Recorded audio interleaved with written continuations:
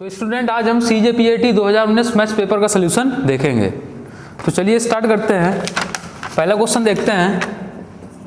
Question जो है आपकी स्क्रीन पे आ रहा होगा।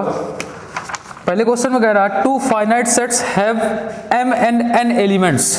कह रहा कोई दो परिमित समुच्चय दिए गए हैं जिनमें m और n एलिमेंट्स हैं, मतलब आपको एक सेट A दिया है, दूसरा सेट B दिया है। कह रहा पहले सेट में जो नंबर ऑफ एलिमेंट्स वो कितने हैं m, तो पहले सेट के नंबर ऑफ एलिमेंट्स, अब आप किसी सेट के नंबर ऑफ एलिमेंट्स को कैसे लिखते हैं na से, तो ये आपको कितना गिवन है m, और कह रहा दूसरे सेट B के जो नंबर ऑफ एलिमेंट्स हैं वो कितने हैं m, तो nb इक्वल टू n।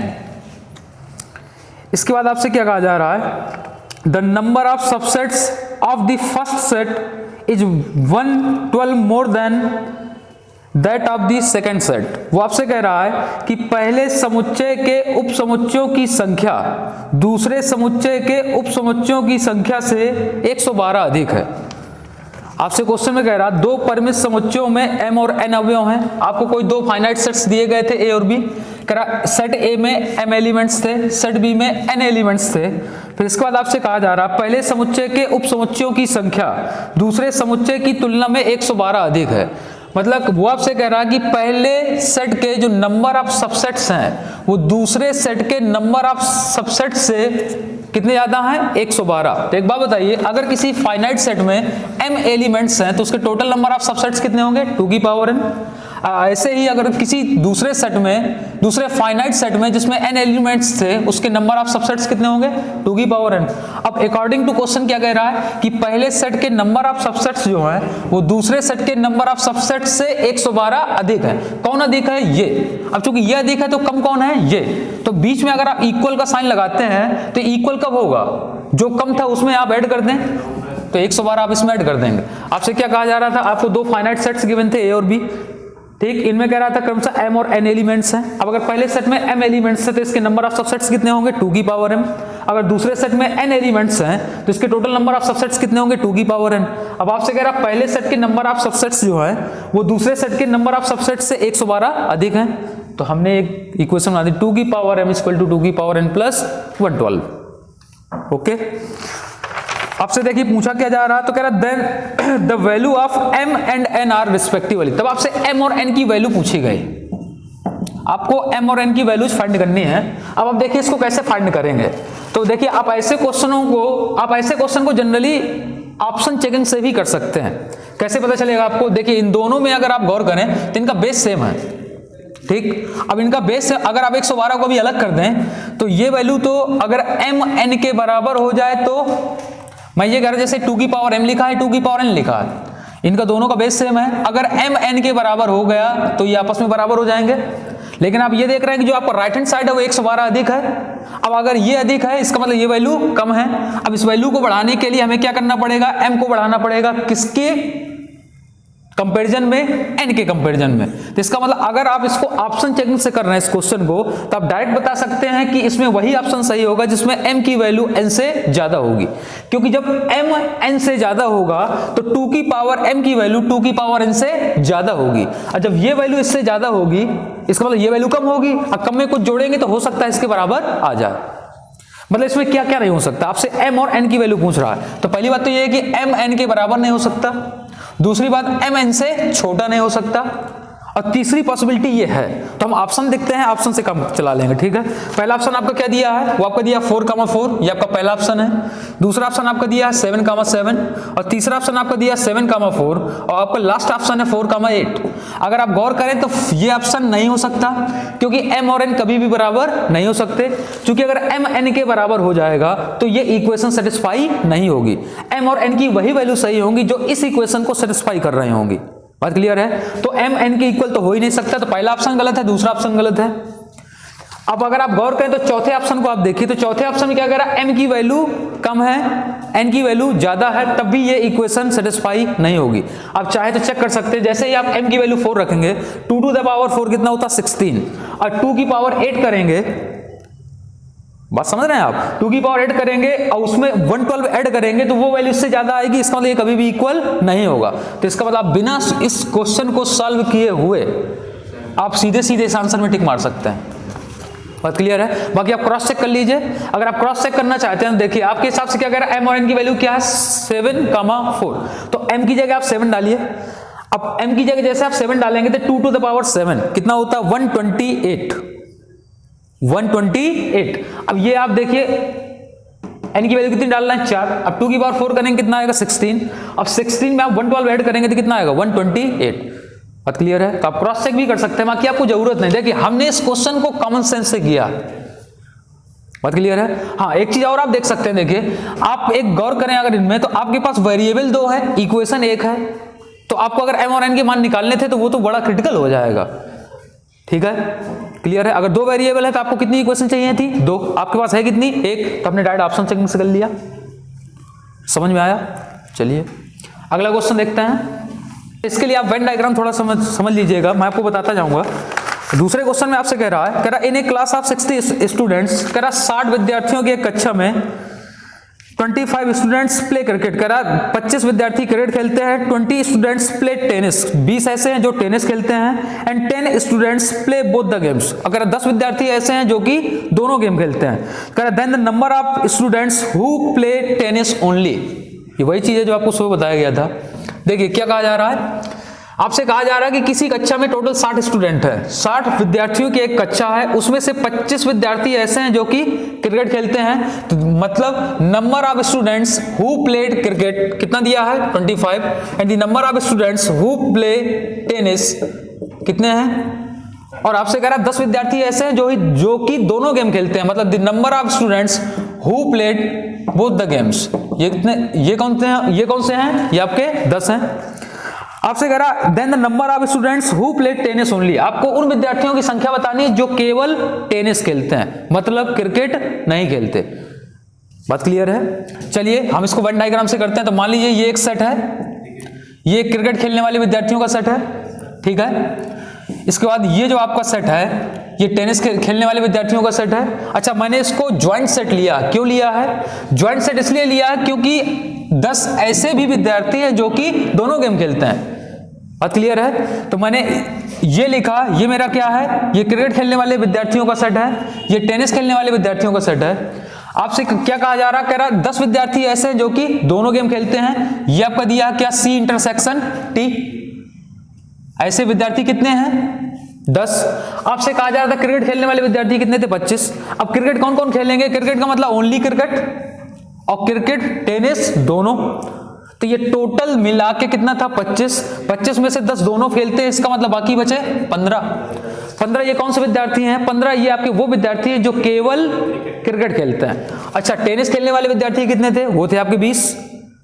अब टेनिस खेलने वालों से मतलब आप समझ रहे हैं, अगर टेनिस खेलने वाले विद्यार्थियों की संख्या 20 है, इसका मतलब वो केवल टेनिस वाले 20 नहीं है। टेनिस खेलने वाले विद्यार्थियों की टोटल संख्या 20 का मतलब ये है कि केवल टेनिस खेलने वाले और टेनिस क्रिकेट दोनों खेलने वाले, इन दोनों को मिलाकर खेलने वाले विद्यार्थियों की संख्या कितनी है 20।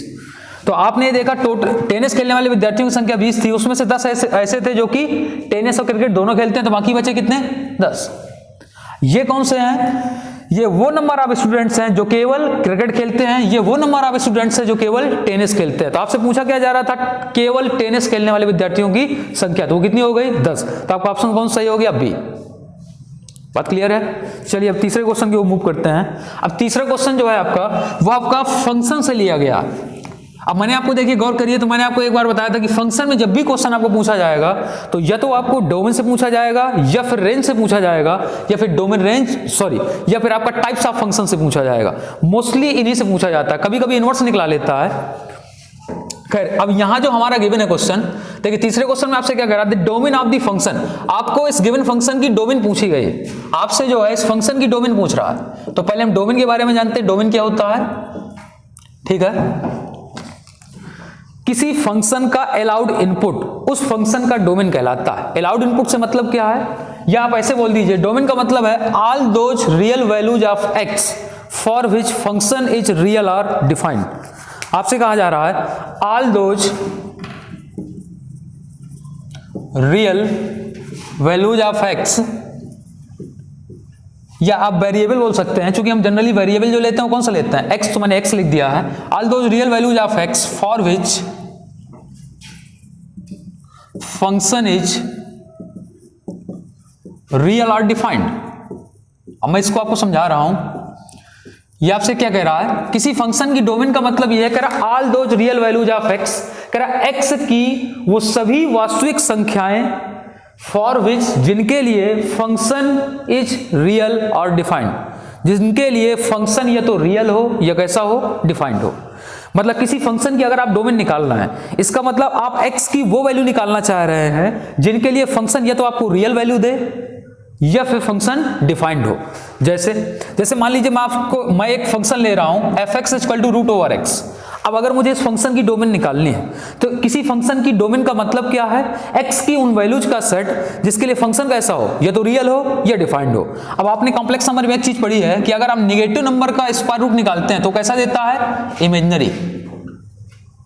बात क्लियर है, आप ये बात जानते हैं। अच्छा, तो मैं यहां एक चीज देखूंगा, इस फंक्शन की अगर मुझे डोमेन निकालना है तो मुझे x के वो मान बताने हैं जिनके लिए फंक्शन या तो रियल वैल्यू दे रहा हो या फिर फंक्शन डिफाइंड हो। अब आप एक बार जानते हैं स्क्वायर रूट के अंदर की वैल्यू अगर निगेटिव है तो फंक्शन क्या देगा, इमेजिनरी। हमें चाहिए क्या, रियल। तो एक बात बताइए, आप √0 की वैल्यू निकालते हैं, क्या आता है, 0। 0 कैसा है, रियल नंबर है। 0 आपका कैसा है, रियल नंबर है। और आप एक बात और जानते हैं कि अगर आप पॉजिटिव नंबर का स्क्वायर रूट लेंगे तो वो हमेशा कैसा देगा, रियल। तो मेरे कहने का मतलब है इस पूरे फंक्शन को रियल होने के लिए इस फंक्शन के अंदर का जो इनपुट है वो कैसा होना चाहिए, must be greater than equal to 0। मतलब स्क्वायर रूट फंक्शन तभी रियल होगा जब उसके अंदर का नंबर या अंदर का एक्सप्रेशन कैसा हो, या तो 0 हो या 0 से बड़ा हो। क्योंकि अगर x, आप मान लीजिए आपने x को निगेटिव ले लिया, तो अगर आपका x निगेटिव हो गया, जब आप निगेटिव नंबर के स्क्वायर रूट लेंगे तो क्या देगा, इमेजिनरी। आपके लिए क्या कह रहा है, फंक्शन का मतलब उन सारे इनपुट्स का सेट जिसके लिए आपका आउटपुट कैसा हो, रियल हो। आप जानते हैं अगर निगेटिव नंबर का इनपुट आप स्क्वायर रूट निकालेंगे तो जो आपका आउटपुट है वो कैसा आ जाएगा, इमेजिनरी। तो इस फंक्शन की डोमेन में हम क्या नहीं ले सकते, निगेटिव नंबर नहीं ले सकते। बात क्लियर है। या फिर आप कोई दूसरा फंक्शन ले लें, मान लीजिए मैं एक साधारण सा फंक्शन ले रहा हूं, मान लीजिए मैंने एक फंक्शन लिया f(x = 1/x). अब इस फंक्शन की डोमेन आपको अगर बतानी है तो आपको x के वो मान बताने हैं जिसके लिए फंक्शन आपका कैसा हो, ये तो रियल हो या डिफाइंड हो। अब आपने एक चीज पढ़ी है कि अगर न्यूमरेटर अपॉन डिनोमिनेटर लिखा है तो आपने एक चीज पढ़ी कि न्यूमरेटर अपॉन डिनोमिनेटर में अगर आपका डिनोमिनेटर 0 हो गया तो फंक्शन क्या हो जाएगा, अनडिफाइंड हो जाएगा। ये तो आपने पढ़ा है ना। अंश बटा हर में अगर हर की वैल्यू 0 हो गई तो फंक्शन आपका इन्फिनिटी की ओर चला जाएगा जो कि अनडिफाइंड हो जाएगा। तो इस फंक्शन को रियल होने के लिए जो डिनोमिनेटर है वो क्या नहीं होना चाहिए, 0 नहीं होना चाहिए। तो इसका मतलब इस फंक्शन की डोमेन में आप कोई भी x ले सकते हैं सिर्फ किसको छोड़कर। बात क्लियर है। चलिए, तो अब मैं इस प्रॉपर क्वेश्चन में आता हूं। आपसे क्या कहा जा रहा है, आपसे कह रहा है इस फंक्शन की आपको डोमेन निकालना है। इस फंक्शन में अगर आप थोड़ा बहुत देखें, इस फंक्शन में अगर आप गौर करें, देखिए दो चीजें हैं। मैंने आपको एक फंक्शन बताया कौन सा, f(x = अगर √x) है तो इस फंक्शन की डोमेन अगर आप बता रहे हैं तो इस फंक्शन की डोमेन का मतलब आपको x की उन वैल्यू का सेट बताना है जिसके लिए आपका फंक्शन कैसा हो, रियल हो या डिफाइंड हो। तो इस फंक्शन को रियल होने के लिए जो फंक्शन के रूट के अंदर का जो एक्सप्रेशन है या नंबर है वो कैसा होना चाहिए, पॉजिटिव होना चाहिए। तो मैंने इस फंक्शन की डोमेन बताई, ठीक। तो इस फंक्शन, या आप इसको ऐसे भी लिख सकते हैं, क्योंकि 0 ले सकते हैं तो 0 पे क्या होगा, इसको बोलते हैं क्लोज इंटरवल। और 0 से लेकर कहां तक जा सकता है, इन्फिनिटी तक। अब यही चीज अगर मैं आपसे ये बोलूं कि f(x = 1/√x), आपको इस फंक्शन की डोमेन बतानी है, तो देखिए ये दोनों फंक्शन सेम है, बस एक बात अलग हुई है कि ये डिनोमिनेटर में पहुंच गया है, ठीक है। तो डिनोमिनेटर में पहुंच गया तो इसके लिए क्या करेंगे आप यही वैल्यू लेंगे। इस फंक्शन की डोमेन भी वही होगी जो इसकी थी, लेकिन बस इसमें एक चीज अलग हो जाएगी, क्या कि जो डिनोमिनेटर में है वो क्या नहीं होना चाहिए, 0 नहीं होना चाहिए। तो बताइए आप डिनोमिनेटर 0 कब होगा, x = 0 पर। तो आप 0 नहीं यहाँ ले सकते। इसका मतलब जो आपका ऊपर 0 पे क्लोज था वो अब क्या हो जाएगा, ओपन हो जाएगा। बात क्लियर है। अब देखिए इस क्वेश्चन पे आते हैं। तो आपसे कह रहा है इस फंक्शन की डोमेन निकालना, आप फंक्शन पहचानिए कौन सा है। तो ये फंक्शन है आपका 1/√x। अगर आप इस पूरे को y मान लें, x + mod x को अगर आप y मान लें तो ये फंक्शन आया आपका f(x = 1/√y). अब 1/√y के लिए आप जानते हैं कि जो आपका रूट के अंदर का एक्सप्रेशन है वो कैसा होना चाहिए, अरे बताइए आप, नहीं समझ पा रहे हैं आप, बात क्लियर ना।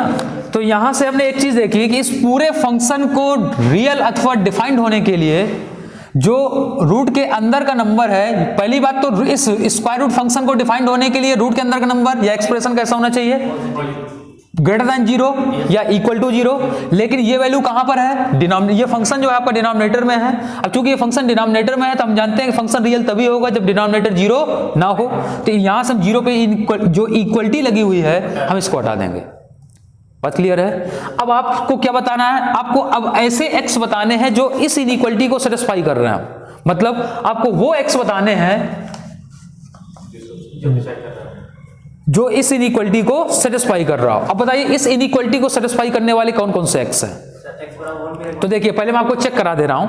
आप किसी भी नंबर के लिए अगर चेक किया करें तो देखिए तीन ही तरीके के नंबर होते हैं। एक होता है 0, कुछ होते बाकी होते हैं पॉजिटिव या निगेटिव।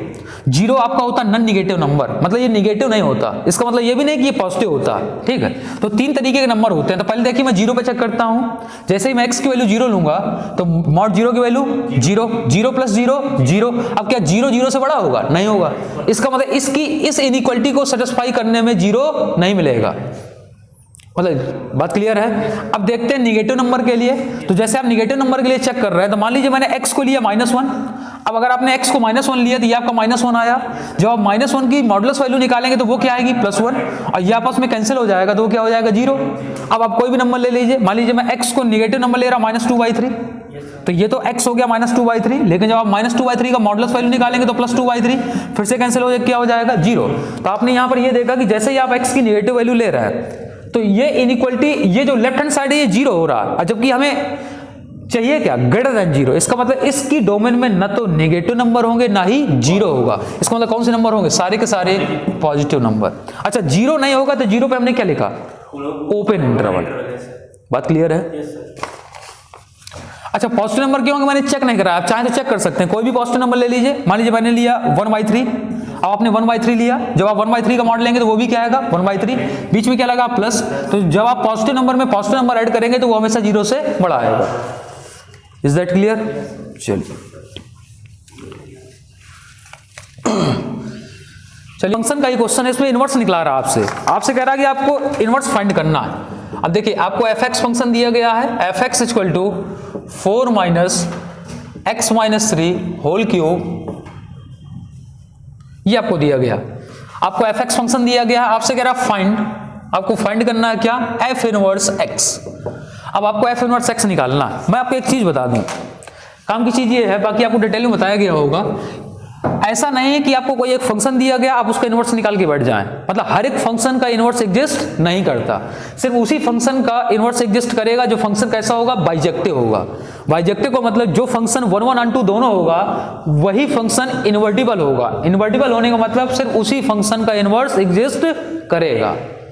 बात क्लियर है? ठीक है। दूसरी बात, अब मान लीजिए किसी फंक्शन का इनवर्स एग्जिस्ट कर रहा तो हम उसका इनवर्स निकालेंगे कैसे? तो मैं आपको किसी फंक्शन का इनवर्स निकालने के 2 तरीके बता दे रहा हूं। पहला तरीका बड़ा अच्छा बता रहा हूं, मान लीजिए आपको y = fx फंक्शन दिया गया, अब आपको इस फंक्शन का इनवर्स निकालना है। ठीक है, अगर आपको किसी फंक्शन का इनवर्स निकालना, आप ऐसे समझिए, आपको अगर किसी फंक्शन का इनवर्स निकालना है तो आपका तरीका क्या है कि आप सबसे पहले पहला स्टेप क्या करेंगे कि आप लेट कर लेंगे किसको?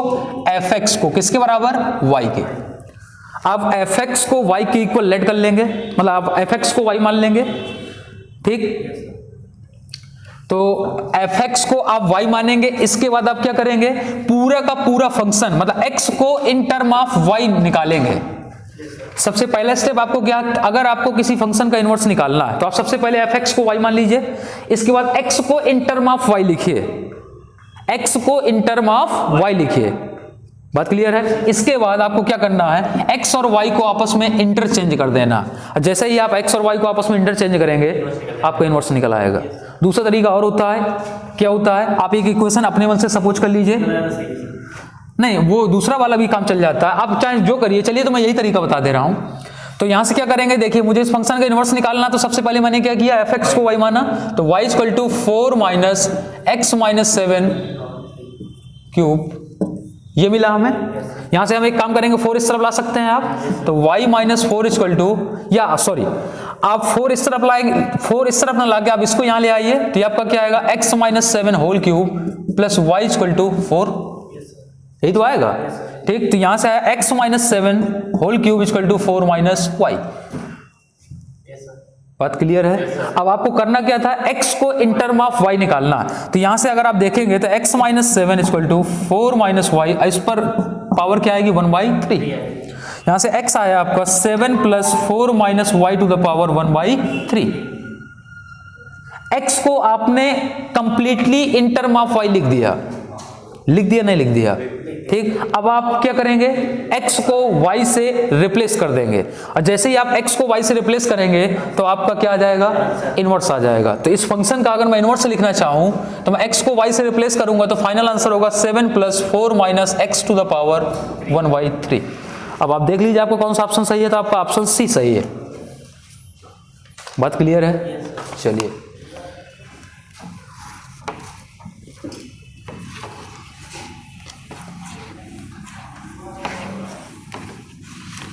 तो आपको इनवर्स निकालना आ गया। अब अगला क्वेश्चन भी आपका फंक्शन से है, उसमें क्या कह रहा है, कह रहा है if A set A contains 5 elements. कह रहा कोई एक सेट है जिसको ए नाम दिया गया है, कह रहा इसमें नंबर ऑफ एलिमेंट्स कितने हैं, 5 है। आपसे क्या कहा जा रहा है, then the total number of injective functions. Injective बोलते हैं 1 को, 1 को ही हम इंजेक्टिव बोलते हैं, 1 या फिर इंजेक्टिव, ठीक है। आपसे कहा जा रहा है if A set A contains 5 elements, कह रहा यदि समुच्चय ए में 5 अवयव हैं, ठीक, then the total number of injective functions from A onto itself. तो आप कह रहा यदि समुच्चय ए में 5 अवयव हैं तो कह रहा ए से ए में टोटल कितनी 1-1 मैपिंग हो सकती हैं, नहीं समझे। आपसे कह रहा तब ए से ए में एकाएकी फलनों की संख्या पूछ रहा है। आपसे कह रहा समुच्चय ए में 5 अवयव थे, तो कह रहा समुच्चय ए से समुच्चय ए में एकाएकी फलनों की संख्या पूछ रहा है। कह रहा if set A contain 5 elements then the number of 1-1 mapping या then the number of 1-1 function from A to itself. मतलब आपको 1-1 फंक्शंस, आपको ये बताना है कि ऐसे कितने नंबर ऑफ 1-1 फंक्शंस होंगे ए से ए में। तो आपसे क्वेश्चन में क्या कह रहा था कि सेट ए में कितने एलिमेंट्स है, 5। तो मैं सेट ए में कोई भी 5 एलिमेंट्स ले रहा हूं, 1 2 3 4 5, मान लीजिए आपका सेट ए है। अब आपको जो नंबर ऑफ 1-1 फंक्शंस बताने हैं वो किसमें बताने हैं, सेट ए से सेट ए में। तो आपने एक सेट ए लिया, आप दूसरा भी सेट ए ले लीजिए, मतलब जो आपका बी सेट है वो भी किसका काम कर रहा है, ए का। तो ये आपका आया 1 2 3 4 5। आपसे कह रहा है ए से ए में 1-1 फंक्शन कितने होंगे। तो 1-1 का मतलब आप समझते हैं कि हर एक, देखिए 1-1 फंक्शन का मतलब होता है different pre images have different images, different pre image की डिफरेंट इमेज होनी चाहिए, या आप ये समझिए कि डिफरेंट इनपुट पर फंक्शन को डिफरेंट आउटपुट मिलना चाहिए, वो फंक्शन होता है 1-1, ठीक है। तो मैं कह रही हूं इस केस में क्या बोलेंगे कि डिफरेंट प्री इमेज की डिफरेंट इमेज बननी चाहिए, वही क्या कहलाता है 1-1। तो देखिए अगर मैं इस सेट ए के इस एलिमेंट 1 की बात करूं तो 1 एलिमेंट सेट ए इसके लिए इस सेट के साथ कितना 1-1 बना सकता है। तो 1 एलिमेंट को आप इन 5 में से किसी के साथ भी कनेक्ट कर सकते हैं। 1 जो है इनमें 5 में से किसी भी एक एलिमेंट के साथ अपनी मैपिंग कर सकता है, मतलब अपनी इमेज बना सकता है। तो इस 1 के लिए टोटल पॉसिबल केस कितने हुए, 5। अब इस एलिमेंट 2 के लिए क्या करेंगे, तो इस एलिमेंट 2 के लिए इन 5 में से, क्योंकि इन 5 में से एक एलिमेंट तो इमेज बना चुका है, तो अब इस एलिमेंट 2 के लिए बाकी बचे 4। तो ये जो एलिमेंट 2 है ये बाकी बचे 4 में से किसी के साथ भी कनेक्ट हो सकता है, और ये जो एलिमेंट 3 है बाकी बचे 3 के साथ, ये 2 के साथ, ये 1 के साथ। और चूंकि आप पांचों काम कर रहे हैं तो आप सबका क्या कर देंगे, मल्टीप्लाई। तो ये फाइनल आंसर फैक्टोरियल 5 मतलब 120। तो कह रहा यदि किसी सेट ए में जिसमें 5 एलिमेंट्स थे तो ए से ए में नंबर ऑफ 1-1 फंक्शंस जो होंगे वो टोटल कितने होंगे, फैक्टोरियल 5। बात क्लियर है, ठीक है। आपसे आगे क्या कह रहा है, अगला क्वेश्चन आपसे कह रहा है, कह रहा ये आपका रिलेशन का क्वेश्चन है। आपसे कह रहा है एक परिवार के बच्चों के अरिक्त समुच्चय, इसका क्वेश्चन आप 6 नंबर क्वेश्चन देखिए, उसमें आपसे कहा जा रहा है कि consider the non empty set consisting of children in a family. कह रहा कोई एक नॉन एम्प्टी सेट है, मतलब जिसमें कोई ना कोई अवयव होगा जो किसी परिवार के बच्चों को कंसिस्ट करता है। मतलब मान लीजिए आपका कोई एक सेट ए है जो किसी फैमिली के चिल्ड्रंस को क्या कर रहा है, कंसिस्ट कर रहा है। मतलब इस सेट में जो भी एलिमेंट्स होंगे वो फैमिली के चिल्ड्रंस होंगे, ठीक है। तो आगे आपसे कह रहा है and a relation R defined as, कह रहा एक रिलेशन आर है जो कि ए से बी में इस तरीके से डिफाइंड किया गया है, ठीक। अब आगे आपसे कह रहा if A is a sister of B, कह रहा यदि ए बी की बहन है, ये A is a sister of क्या बी, यदि ए बी की बहन है देन आर इज, तब आपसे पूछा जा रहा कि रिलेशन क्या है। आपसे क्वेश्चन में कहा गया था कि कोई सेट ए है जो किसी फैमिली के चिल्ड्रंस का सेट है, और कह रहा एक रिलेशन आर ए से बी में इस तरीके से डिफाइंड किया गया है, कह रहा एक रिलेशन आर ए से बी में डिफाइंड किया गया है। आपसे कहा जा रहा है कि ए सिस्टर है बी की, तो कह रहा है जो दिया हुआ रिलेशन है एक ऐसा है। अब देखिए रिलेशन आपके तीन तरीके के होते हैं। पहला रिलेशन आपका होता है रिफ्लेक्सिव, फिर आपका रिलेशन दूसरा होता है आपका सिमेट्रिक, अगला होता है आपका ट्रांजिटिव। अब आप किसी रिलेशन को कैसे पहचानेंगे कि कौन सा दिया हुआ रिलेशन रिफ्लेक्सिव है, कौन सा सिमेट्रिक है, कौन सा ट्रांजिटिव है। तो देखिए रिफ्लेक्सिव रिलेशन के लिए क्या है, रिफ्लेक्सिव रिलेशन, तो रिफ्लेक्सिव रिलेशन क्या होता है, तो रिफ्लेक्सिव रिलेशन के लिए आप एक काम करेंगे, आप जिस सेट पर रिलेशन निकाल रहे हैं, मान लीजिए द रिलेशन आर ऑन ए, मतलब आप अगर एक रिलेशन ले रहे हैं किस पर, सेट ए पर, तो वो आपका रिलेशन इस तरीके से लिया जाएगा। ठीक है, तो मैं आपसे कह रहा हूं रिफ्लेक्सिव रिलेशन के लिए क्या है, जो आपको सेट दिया गया होगा, मान लीजिए आपको एक सेट ए दिया गया था जिस पर आप रिलेशन निकाल रहे हैं, ठीक है, तो कह रहा each and every element of set A, each and every element small A which belongs to set A comma A belongs to relation R. कह रहा कोई दिया हुआ रिलेशन रिफ्लेक्सिव होगा, मतलब A relation R on A will be reflexive if, ठीक, आपसे कहा जा रहा कि किसी सेट ए पर कोई रिलेशन आर रिफ्लेक्सिव होगा यदि हर एक उस एलिमेंट स्मॉल ए के लिए जो कि सेट ए को बिलोंग कर रहा है, ए कामा ए रिलेशन में है, तो आपका दिया हुआ रिलेशन कैसा होगा, रिफ्लेक्सिव होगा। ठीक, और सिमेट्रिक के लिए आपके लिए क्या कहा गया है कि कोई दिया हुआ रिलेशन सिमेट्रिक कब होगा, तो कह रहा A relation R on set A will be symmetric, किसी सेट ए पर कोई रिलेशन आर सिमेट्रिक होगा यदि ए बी रिलेशन में है, implies that B A relation में है। मतलब कह रहा किसी सेट ए पर कोई रिलेशन आर सिमेट्रिक कहा जाएगा यदि ए बी रिलेशन में है तो बी ए भी रिलेशन में होना चाहिए। और ट्रांजिटिव के लिए आपका क्या है कि कोई रिलेशन, किसी सेट ए पर कोई रिलेशन आर ट्रांजिटिव होगा यदि अगर ए बी रिलेशन में है, बी सी रिलेशन में है, इंप्लाइज दैट आपका ए सी भी रिलेशन में होना चाहिए। बात क्लियर है। अब हमें मान लीजिए कि हमें तीनों रिलेशन आते हैं, अब हम इसके हिसाब से क्वेश्चन को सॉल्व करते हैं। ठीक है, तो आपके क्वेश्चन में क्या कहा गया था कि कोई सेट ए है जो किसी फैमिली के चिल्ड्रंस का सेट है, ठीक, और कह रहा एक रिलेशन आर है जो ए से बी में डिफाइंड है। अब आपसे कहा जा रहा कि जो ए है वो सिस्टर है किसकी, बी की, तो आपसे कह रहा है जो दिया हुआ रिलेशन है वो क्या है। तो देखिए मैं अगर रिलेशन की बात करूं तो आपसे रिफ्लेक्सिव के लिए क्या कहा गया था कि each and every element small A which belongs to set A, हर एक उस एलिमेंट स्मॉल ए के लिए, हर एक उस एलिमेंट स्मॉल ए के लिए जो कि सेट ए को बिलोंग कर रहा है, ए कामा ए कहां होना चाहिए, ए कामा ए रिलेशन में होना चाहिए, तो दिया हुआ रिलेशन क्या होगा, रिफ्लेक्सिव होगा। अब हम देखते हैं, मैं कह रहा हूं मैं इस सेट ए से एक एलिमेंट ये ले रहा हूं, तो मैं इस एलिमेंट स्मॉल ए के लिए जो कि सेट ए को बिलोंग कर रहा है, इसके लिए देखता हूं कि क्या ए कामा ए रिलेशन में है। तो देखते हैं ए कामा ए रिलेशन में है या नहीं है। रिलेशन आपका क्या था कि जो ए है वो सिस्टर है किसकी, बी की। अब एक बात बताइए, ये ए का काम कर, ये तो ए ही है, ये आपका बी है, ये आपका बी का काम करेगा। अब बताइए क्या कोई व्यक्ति स्वयं की सिस्टर हो सकती है, कोई भी पर्सन ऐसा नहीं होगा जो कि स्वयं का सिस्टर हो। तो अब कह रहा है इस एलिमेंट स्मॉल ए के लिए जो कि सेट ए को बिलोंग कर रहा है, ए कामा ए हमारा रिलेशन में नहीं है, इसलिए दिया हुआ रिलेशन रिफ्लेक्सिव नहीं है। अब हम बात करते हैं सिमेट्रिक की। तो सिमेट्रिक के लिए आप कितने एलिमेंट लेते हो, 2। तो सिमेट्रिक के लिए क्या है कि यदि ए बी आपका रिलेशन में है तो बी ए भी रिलेशन में होना चाहिए। आप यही तो बात करते हो। तो मैं इस सेट ए से 2 एलिमेंट ले रहा हूं, ए और बी। तो मैंने क्या देखा, मैंने माना कि ए भी रिलेशन में है, ए भी रिलेशन में है। कैसे है देखिए, आपसे कह रहा ए सिस्टर है किसकी, बी की। तो अब आपको ये देखना क्या बी ए रिलेशन में है। अब बताइए अगर ए सिस्टर है बी की तो क्या जरूरी है कि बी सिस्टर हो ए का। ये तो बी ए का सिस्टर तब होगा जब दोनों कैसे हो, दोनों फीमेल हो।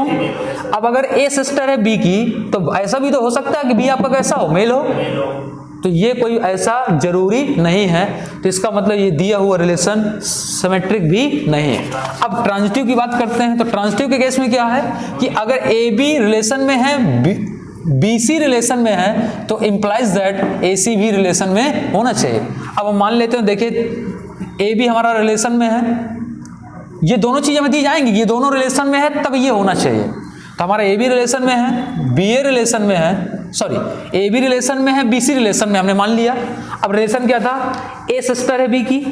अब अगर ए बी की सिस्टर, यहां कह रहा बी सिस्टर है सी की, तो हम देखते हैं क्या ए सी रिलेशन में है। तो ए सी के लिए समझिए, कह रहा ए सिस्टर है बी की और बी सिस्टर है सी की, तो क्या बताइए ए सी की सिस्टर होगी?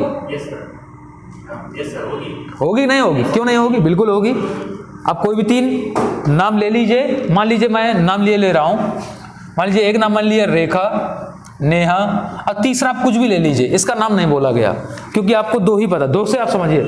आपसे कहा गया रेखा नेहा की बहन है, ठीक, रेखा नेहा की बहन। आप इसको ऐसा करिए, इसको मत बोलिए, इसको नेहा बोलिए, ठीक। वो आपसे कहा जा रहा रेखा जो है इस एक्स की बहन है, ठीक। आपसे कहा जा रहा कि एक्स नेहा की बहन है, तो ये बहन होगी, ठीक है, बात क्लियर है। चलिए, तो ये दिया हुआ रिलेशन कैसा है, ट्रांजिटिव है, बाकी ना ही ये रिफ्लेक्सिव है ना ही ये सिमेट्रिक है। तो इसमें आपका कौन सा ऑप्शन सही हो गया, ट्रांजिटिव बट नॉट सिमेट्रिक, दूसरा ऑप्शन सही हो गया। अब अगले वाले में आपसे क्या कह रहा है, जो आपका अगला क्वेश्चन है उसमें आपसे कह रहा है अगर f और g दो वास्तविक फलनों को, देखिए आपको एक फंक्शन दिया है fx जो कि बराबर x square plus 3x plus 1 के, और आपको कोई दूसरा फंक्शन दिया है gx, ये इक्वल टू है किसके, 2x माइनस 1 के। कह रहा if f and g are two real functions defined as, आपसे कह रहा f और g दो रियल फंक्शंस हैं जो इस तरीके से डिफाइंड है। तो आपसे क्या कह रहा, देन गॉफ, देन कह रहा गॉफ जीरो की वैल्यू निकालनी है। अब गॉफ जीरो की वैल्यू कैसे आप निकालेंगे, देखिए इनको बोलते हैं कंपोजिट फंक्शन, ठीक है। मैं आपको ऐसे बता दे रहा हूं, जैसे आप मान लीजिए गॉफ फंक्शन निकालते हैं, आपसे बोला जाए कि आप गॉफ एक्स निकालो, तो गॉफ एक्स, गॉफ एक्स का मतलब है जी, जी पहले फंक्शन कौन सा है, जी, पहले फंक्शन है आपका जी, तो जी ओ का मतलब है ऑफ, मतलब जी किसका निकालना है, एफ एक्स का। पहले फंक्शन आपका कौन सा था, जी, तो आप जी निकालना है, ओ का मतलब ऑफ, ऑफ का मतलब का, तो आप जी निकालना है किसका, एफ एक्स का। तो असल में जो गॉफ एक्स का एक्चुअल मीनिंग है वो क्या, जी ऑफ एफ एक्स। जो आपका गॉफ एक्स है वो आपका एक्चुअल मीनिंग क्या है इसका, जी ऑफ एफ एक्स। अगर आप गॉफ एक्स निकालना है इसका मतलब आप जी ऑफ एफ एक्स निकालना है। तो मैं इसको अगर लिखना चाहूं, जैसे हमें निकालना है गॉफ जीरो, तो मैं इसको बोल सकता हूं पहले फंक्शन कौन सा है, जी, जी निकालना है आप किसका, एफ जीरो का, क्लियर है। तो यहां से आपने g निकाला। अब बताइए f0, तो आपको fx दिया गया है, आप f0 की वैल्यू निकाल सकते हैं कैसे, आप x की जगह 0 पुट कर देंगे, जैसे आप x के 0 पुट करेंगे ये 0 वैल्यू क्या आई 1, f0 की वैल्यू 1 आई। अब आपको वैल्यू किसकी निकालनी है, g1 की, g1 की वैल्यू निकालनी है, इसका मतलब gx में आप x की जगह क्या पुट कर देंगे 1, जैसे आप x की 1 पुट करेंगे final answer 1। Is that clear. चलिए, तो इसका ऑप्शन हो गया बी। अब जो आपका अगला क्वेश्चन कह रहा है, आपसे कह रहा है इफ सेट ए, आपको कोई एक सेट ए दिया है जिसमें दो एलिमेंट्स हैं या दो एंट्रीज हैं 1 और 2, then the number of binary operations defined on set A. Question number 9, आपसे कहा जा रहा है कोई सेट ए दिया है हमें जिसमें दो एंट्रीज हैं 1 और 2, then the number of binary operations defined on set A. हमें एक सेट ए दिया है, अब कह रहा इस समुच्चय ए पर कितने नंबर ऑफ बाइनरी ऑपरेशंस हो सकते हैं, ठीक है। अब चूंकि हम देखिए जानते हैं कि नंबर ऑफ बाइनरी ऑपरेशंस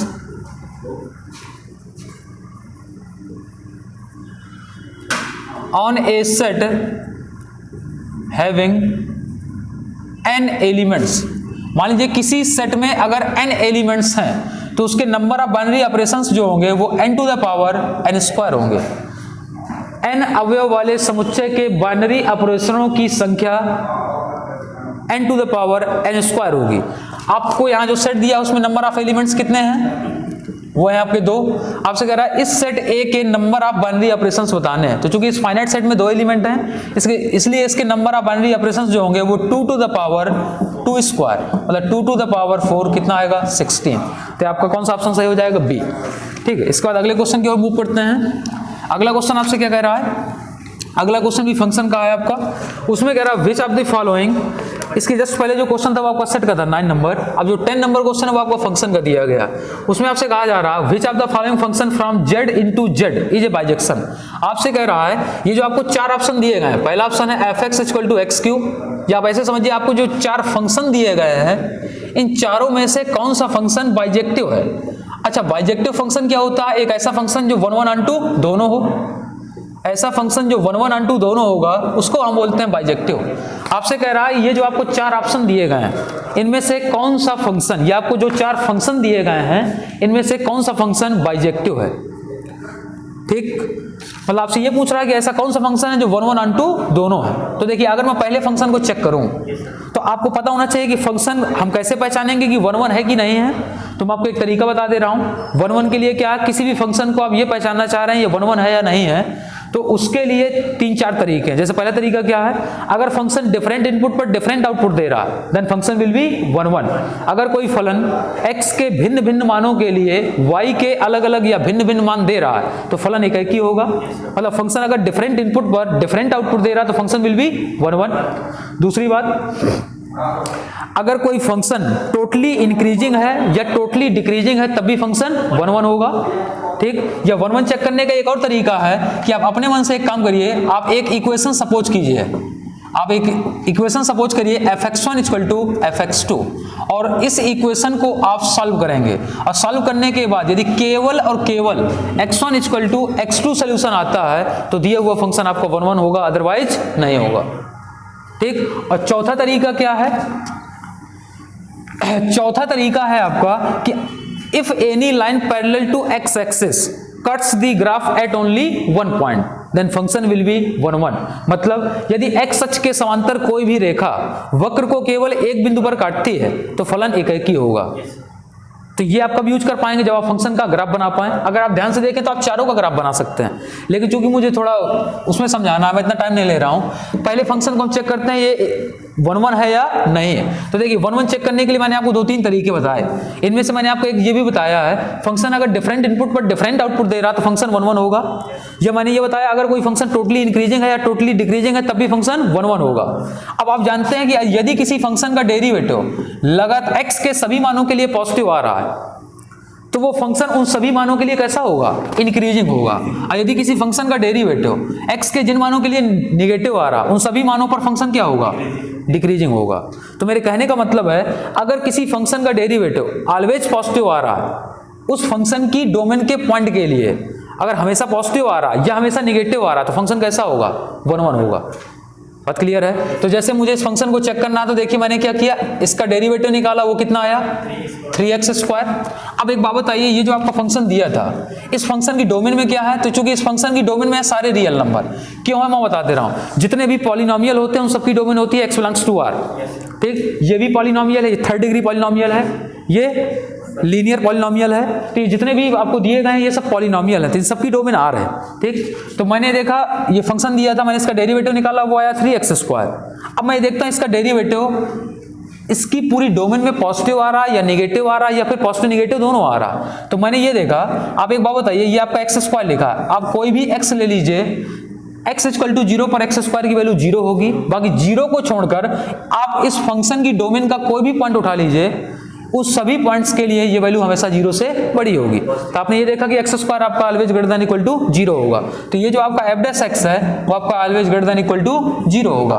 तो चूंकि इस फंक्शन का डेरिवेटिव हमेशा पॉजिटिव आ रहा है इसलिए फंक्शन कैसा होगा, 1 1 होगा। अब 1 1 तो होगा, लेकिन अब ये देखते हैं क्या ये फंक्शन ऑन टू होगा कि नहीं होगा, क्योंकि वही फंक्शन बाइजेक्टिव होगा जो 1 1 के साथ साथ ऑन टू भी हो। तो किसी फंक्शन को आप ये कैसे चेक कर पाएंगे ऑन टू है कि नहीं। तो ध्यान रखिएगा, यदि किसी फंक्शन की रेंज उसकी कोडोमेन के बराबर आ जाए किसी फंक्शन की रेंज अगर उसके कोडोमेन के बराबर हो जाए then function will be onto. अगर किसी फंक्शन की रेंज उसकी कोडोमेन का सबसेट है तो वो कैसा होगा, इनटू, तब इनटू होगा। या फिर आप ऐसे ध्यान रखिए, यदि किसी फंक्शन की रेंज उसकी कोडोमेन के बराबर है then function will be onto, अगर बराबर नहीं है then will be into. Clear?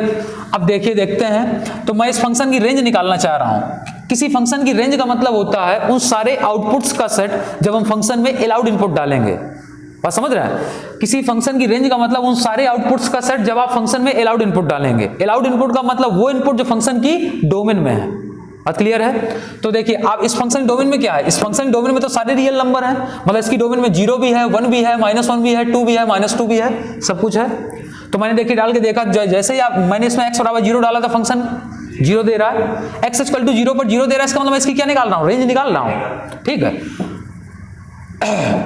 अब बताइए 1 पे क्या दे रहा है, 1 दे रहा है, -1 पे क्या दे रहा है, -1 दे रहा है, 2 पे क्या दे रहा है, 8 दे रहा है। आपने एक चीज इसमें गौर की, आप ऐसे समझिए कि ये फंक्शन x इक्वल टू 0 पर 0 दे रहा है, x इक्वल टू 1 पर 1 दे रहा है, x इक्वल टू 2 पर 8 दे रहा है। अच्छा, फंक्शन है, जितने भी आपको फंक्शन दिए गए, आपको कह रहे हैं एक फंक्शन f है जो z से z में डिफाइंड है। z का मतलब इंटीजर। आपका जो फंक्शन है वो इंटीजर से इंटीजर में डिफाइंड है। अब जैसे अगर फंक्शन इंटीजर से इंटीजर में डिफाइंड है, इसका मतलब क्या है समझिएगा। मुझे जैसे इस फंक्शन को चेक करना है 1 1 है या नहीं है, तो मैंने इस फंक्शन का क्या निकाला, डेरिवेटिव निकाला, वो आया 3x²।